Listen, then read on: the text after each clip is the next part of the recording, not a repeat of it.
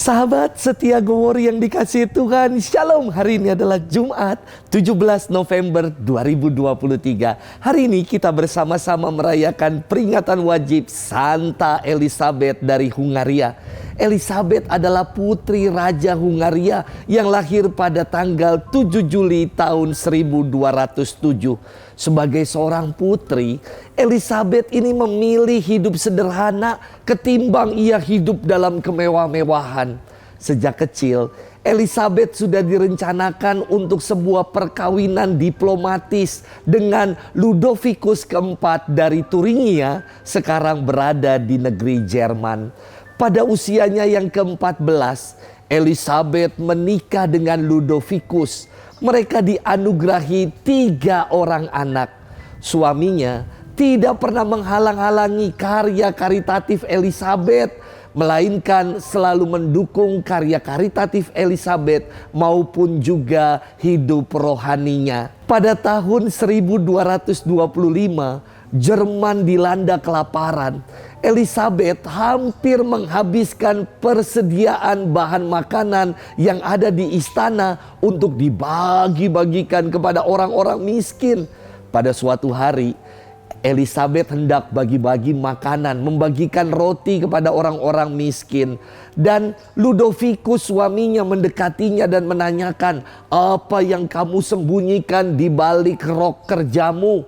Dan Elizabeth membuka roknya dan memperlihatkan ternyata yang ia bawa bunga-bunga mawar yang indah. Padahal tadinya ia membawa begitu banyak roti yang hendak dibagikannya kepada orang-orang miskin. Suatu keajaiban yang istimewa. Elizabeth wafat pada 17 November tahun 1231 di usianya yang masih belia, yakni 24 tahun. Hari ini kita akan bersama-sama merenungkan firman Tuhan yang diambil dari Injil Lukas 17 ayat 26 sampai dengan 37. Mari kita siapkan hati kita. Haleluya, haleluya, haleluya. Angkatlah mukamu, sebab penyelamatmu sudah mendekat. Haleluya, haleluya, haleluya. Tuhan bersamamu dan bersama rohmu. Inilah Injil suci menurut Lukas, dimuliakanlah Tuhan.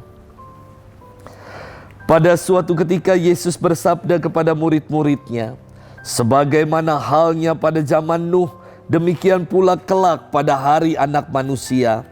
Pada zaman Nuh, orang-orang makan dan minum, kawin dan dikawinkan, sampai pada hari Nuh masuk ke dalam bahtera. Lalu datanglah air bah dan membinasakan mereka semua. Demikian pula yang terjadi pada zaman Lot. Mereka makan dan minum, membeli dan menjual, menanam dan membangun, sampai pada hari Lot keluar dari Sodom. Lalu turunlah hujan api dan belerang dari langit dan membinasakan mereka semua. Demikianlah halnya kelak pada hari Anak Manusia menyatakan diri. Pada hari itu, barang siapa sedang ada di peranginan di atas rumah, janganlah ia turun untuk mengambil barang-barang di dalam rumah. Demikian pula yang sedang berada di ladang, janganlah ia pulang. Ingatlah akan istri Lot. Barang siapa berusaha memelihara nyawanya, ia akan kehilangan nyawanya.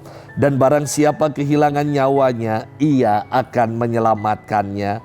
Aku berkata kepadamu, pada malam itu kalau ada 2 orang di atas ranjang, yang satu akan dibawa dan yang lain akan ditinggalkan.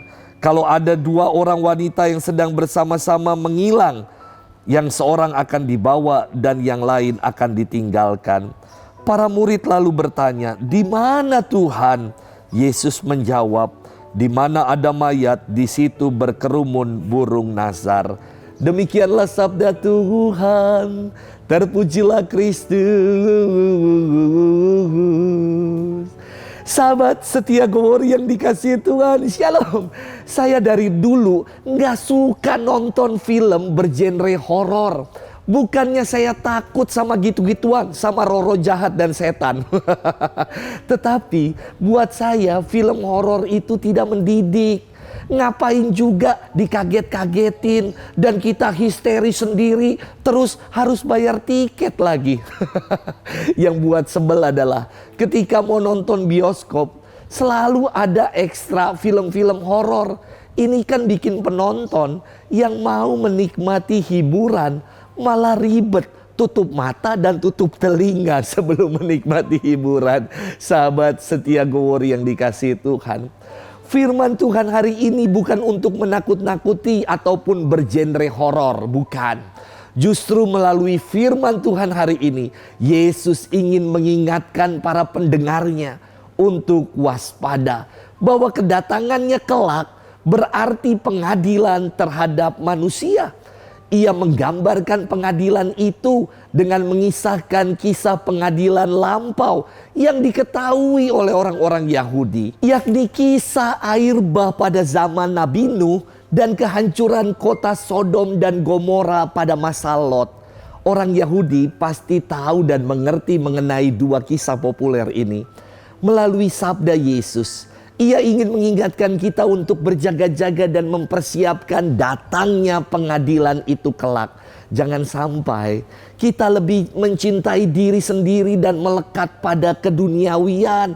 Kita diajak untuk mempersiapkan kedatangan hari Tuhan yang tidak disangka-sangka dengan mengumpulkan harta di surga, yakni menaburkan kebaikan, menaburkan kasih dalam kehidupan. Sahabat setia Gowori yang dikasihi Tuhan, Yesus bersabda, barang siapa berusaha memelihara nyawanya, ia akan kehilangan nyawanya. Dan barang siapa kehilangan nyawanya, ia akan menyelamatkannya.